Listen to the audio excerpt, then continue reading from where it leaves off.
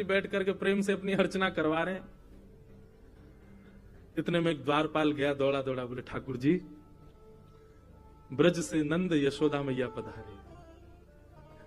नंद यशोदा नाम सुनते ही ठाकुर जी को स्मृति नहीं रही कि मैं कहां हूं, क्या चल रहा है, किस भाव में है।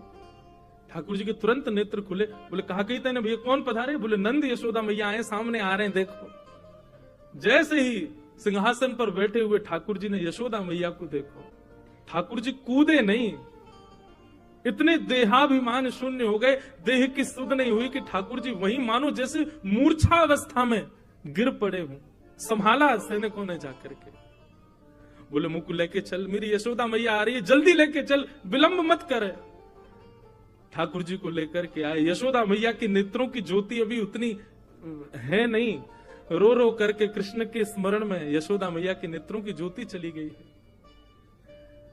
ठाकुर जी गए, जाकर के अपने सबसे प्रथम तो मुकुट को यशोदा मैया के चरणन में पधराया, और जैसे ही यशोदा मैया के मधुर चरणार बिंदों को अपने हृदय से लगाए, ठाकुर जी छोड़े नहीं।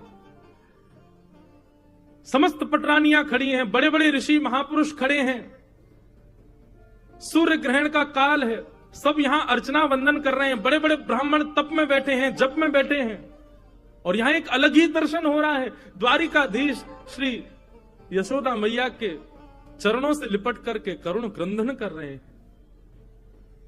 यशोदा मैया ने नीचे झुक करके लाला को उठायो, हृदय से लगायो, कभी लाला के नेत्रन को स्पर्श करें, कभी कान को स्पर्श करें, कभी नासिका को स्पर्श करें, मुख को स्पर्श करें, और स्पर्श करके मैया कह रही लाला तू तो बड़ो ही ना भयो, तू तो बिल्कुल नेक्सोस ही है।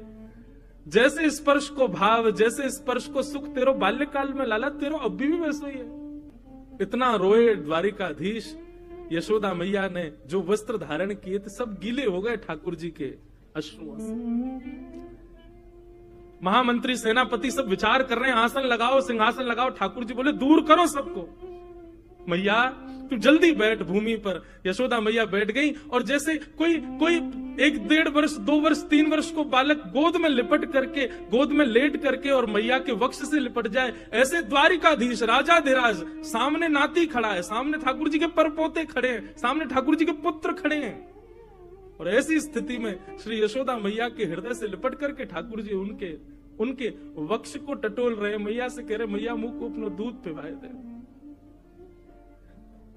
यशोदा मैया से लिपट गए और बार बार कह रहे मैया मुंह को क्षमा कर दे, मैं तुमको वचन दे के गए, लेकिन